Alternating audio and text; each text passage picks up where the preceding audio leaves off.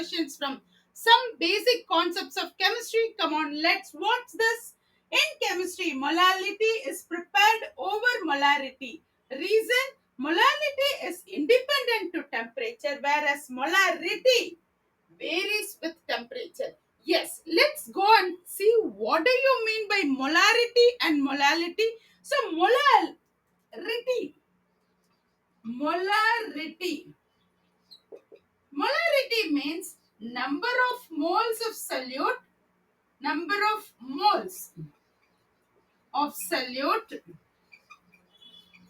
divided by volume of solution in liter, whereas molality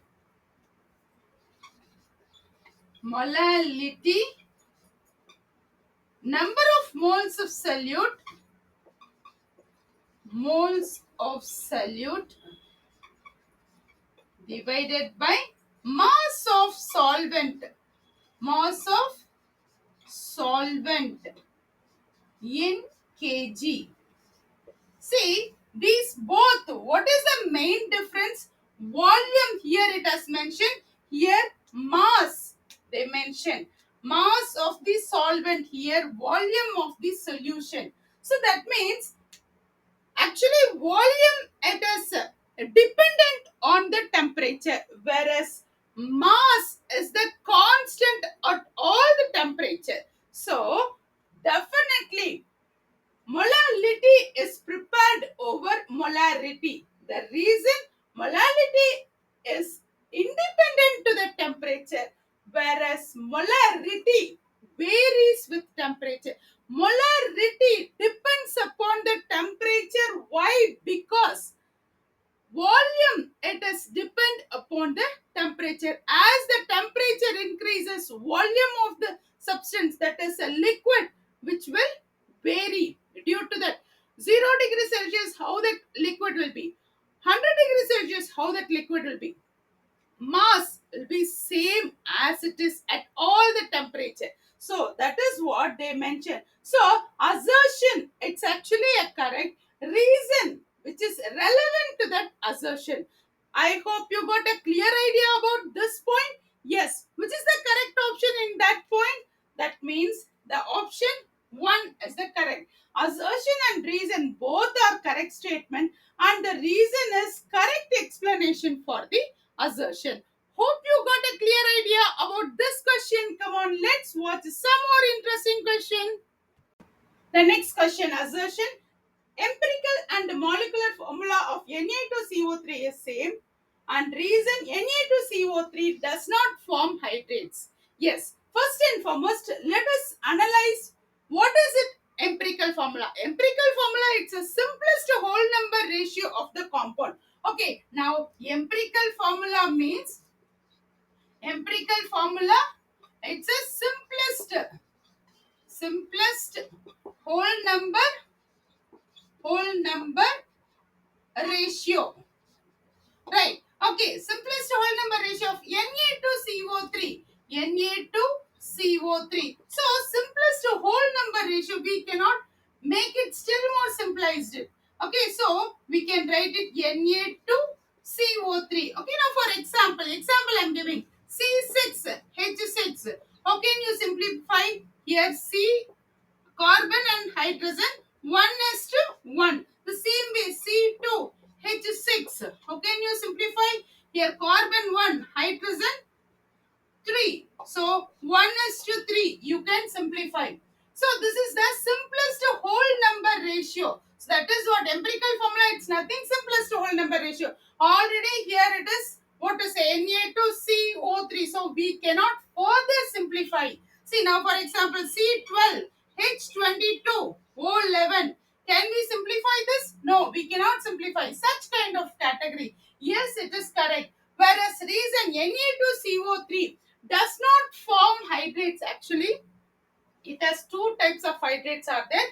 Here Na2CO3 H2O and Na2CO3 10H2O. So there are two hydrates are there. So that means What is it? Assertion is correct. Reason which is not relevant to that assertion, and moreover, this is a wrong statement. Na2CO3 does not form hydrates. Actually, it forms hydrates, a crystalline salt. Okay, now which is the correct option? Option C. Assertion is correct, but reason is wrong statement. So, option C, third point, it is correct. Hope you're clear with that empirical formula. See, I would like to mention one point. You may not get the same question, but you will get this kind of question. So you can solve such kind of questions in that idea. The next question. Assertion. Bronze is a homogeneous mixture. Reason. Bronze is an alloy of copper and zinc. In this point, actually, bronze is a alloy only. So here alloy means what it is. Two different metal, when we are giving temperature, automatically it will become a liquid state. That means molten state when it is in high temperature. So mixing together in a proper ratio, that is actually become a alloy. So here copper, it is one parent metal, and zinc is another parent metal. Both are in solid state. When we are giving temperature, it automatically it comes to that molten state. So molten state combined with the proper ratio, then you will get a alloy which is more harder than the parent metal of copper and zinc. Okay, now come to this point. Bronze is a homogeneous mixture. What do you mean by homogeneous mixture? Homogeneous mixture means both the components are in the same state, whereas heterogeneous means both the components are in the different state. So here bronze is a homogeneous mixture. When it will become homogeneous mixture? When the components of two components are in the molten state, that time it will be a homogeneous mixture. After that, this will become a very harder than the parent metal. So both the statement, actually it is correct, but that the reason which is not relevant to the assertion. Now which is the correct option? Reason and assertion and reason both are correct statement, but the reason is not correct explanation to the assertion. Hope you got a clear idea about this point. See, actually it looks very simple, but there are some reasons are there. If you go depth into that, you will come to know. See, one thing I'll tell you, may not get the same question, but the same kind of question you will get it if you know the concept. That is what assertion reason is mentioned only for the concept based question. So if you are thorough in the concept, whichever question they are asking, you are able to answer very well. The next question. Air is a homogeneous mixture. Reason. Air is a mixture of gases like N2, O2, etc. See, again, somewhat different questions. Yes, now come to this point. Here, air is a homogeneous mixture. It's not at all correct, because in the air, carbon particles will be there, and actually it is a solid substance. Small dust particles will be available, and even water vapor, moisture will be available. So we can't say it is a homogeneous mixture. Homogeneous mixture means both the components will be in the same state. Yes, whereas here air is a mixture of gases like N2O2, that means nitrogen, and the gas. Actually, mixture of gases here. N2, how much percentage in the air means 78 percentage. Oxygen, how much percentage? It is 21 percentage. And argon, it is 1 percentage.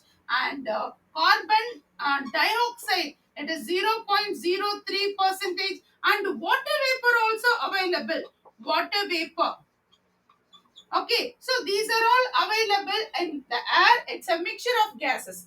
And one more thing I would like to mention, air is not a homogeneous mixture. Now, which is a homogeneous mixture means gasoline, it's a homogeneous mixture. Not air is a homogeneous mixture. Why? Because it's not homogeneous mixture. In that air, carbon particle, dust particles, water vapor. So these are all the components mixed in the air. So it is not a homogeneous mixture. Now, which is the correct, which is the wrong? Actually, assertion is wrong.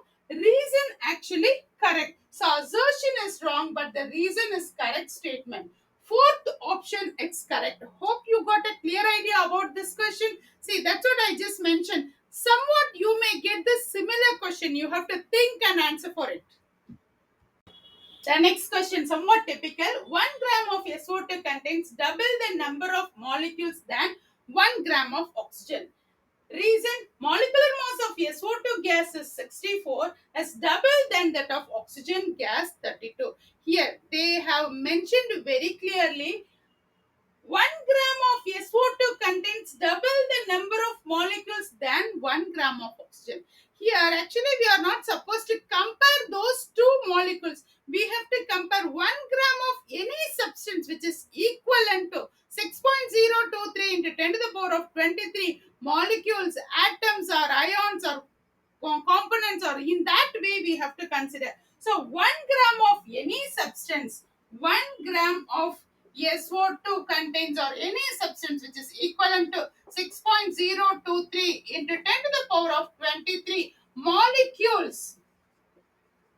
We are not supposed to compare with that O to 1 gram of oxygen. Okay, now the reason they mention molecular mass of SO2 gas is 64. So SO2 gas of molecular mass SO2 gas is 64. Yes, let us think here, sulfur 32 plus oxygen 2. No, so 2 into 16. So altogether 64 gram per mole, right? 64 gram per mole. Whereas oxygen O2 here 2 into 16. So here 32. Yes, it's double the amount of sulfur dioxide. That is what they mentioned. Molecular mass of SO2 gas is 64, is double than that of oxygen 32. Yes, exactly, it is correct. Reason, it's correct statement which is not relevant to the assertion. So assertion is totally wrong. We are not supposed to compare the two molecules of that number 1 gram contains. Here actually 1 gram of any substance or molecules or ions or atoms or electrons or whatever it is equivalent to Avogadro's number. That only we have to compare. Okay, now which is the correct option you will get it? Assertion is wrong, but the reason is correct statement. Fourth option it's correct. Okay, hope you got a clear idea. See, whichever way they are giving, you have to be thorough your concept. The next question, the density of gas A is 3 times that of the gas B. Then the molecular mass of B is 1/3 of the molecular mass A. Reason, greater the molecular mass of gas, greater its density. Yes, come on, actually it's very easy, but the question asked going around the neckline. Okay, now come to this point. The density of gas A is 3 times that of the gas B. Imagine molecular mass of gas A, it is M. Molecular mass of gas A, it is M. Then the molecular mass of B is 1/3 of the molecular mass A. So 1/3 of the molecular mass A. So that means here molecular mass of B, it is 1/3 of the molecular mass A. So that means this is small M, it is actually molecular mass of A, and B, it is 1/3 of the molecular mass B. Now they are giving the reason, greater the molecular mass, greater its density. Okay, now here PV equal to nRT. Okay, now here we can keep it one more point. PM equal to DRT. So what it is PM equal to DRT? Mass is directly proportional to density. As the mass increases, density also will be increasing. The same way, molecular mass will be increasing, density also increases. So greater the molecular mass, greater its density. Exactly, it is true. And this also, density of a gas A is 3 times that of the gas B. Then the molecular mass of B, it's 1/3 of the molecular mass A. Hope you're clear with it. Okay, now from this, what is the option you will provide? Actually, both the statement actually it is correct. The statement also it's correct and the statement also it's correct. Reason actually exactly which is relevant to the assertion. So option A it is a correct option. Hope you are clear with that all the questions. In our next session, we are going to see structure of an atom class 11. Suppose any questions we missed out from some basic concepts of chemistry that will be catch hold from competitive files which is having the playlist inorganic, organic, physical. So all the important examination competitive oriented questions we will catch hold from there. Hope you understand whatever I'm giving those questions. Thank you for watching. Thanks for your great support and guidance. Please subscribe, support, and like, share the channel, whichever, whomever required. Thank you.